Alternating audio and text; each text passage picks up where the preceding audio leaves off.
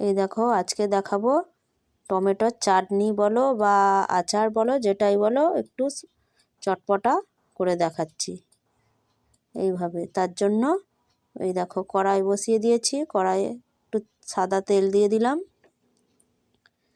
এবার এখানে আমি রসুন নিয়েছি, রসুনটা খোসা ছাড়াইনি, ভালো করে ধুয়ে নিয়েছি।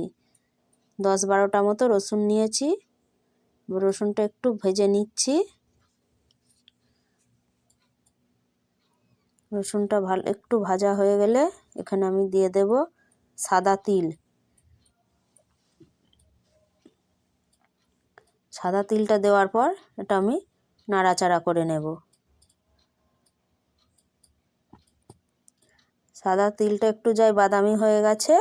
এবার এখানে আমি 2টো টমেটো গোল গোল করে কেটে নিয়েছিলাম, এবার টমেটোটাও ভেজে নিলাম, দিয়ে দিলাম 3টে শুকনো লঙ্কা।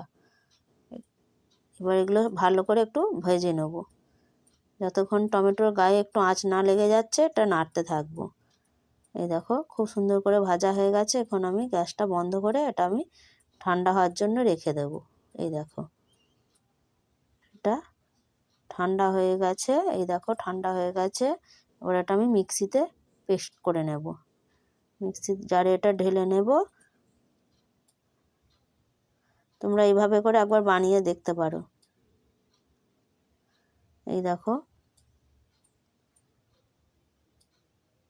যারা একটু ঝাল ঝাল চটপটা খেতে পছন্দ করো এইভাবে বানিয়ে দেখতে পারো।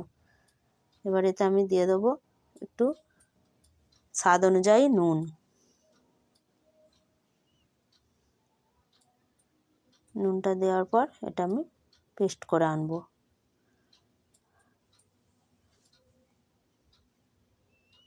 এই দেখো পেস্ট করে নিয়ে চলে এসেছি।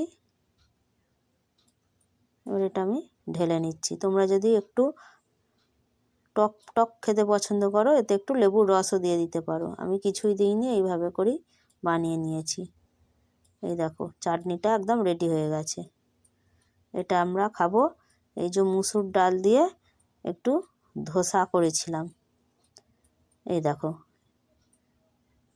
এইটা দিয়ে খাবো। এই রেসিপিটা তোমাদের সাথে শেয়ার করব খুব তাড়াতাড়ি, ধোসার রেসিপি।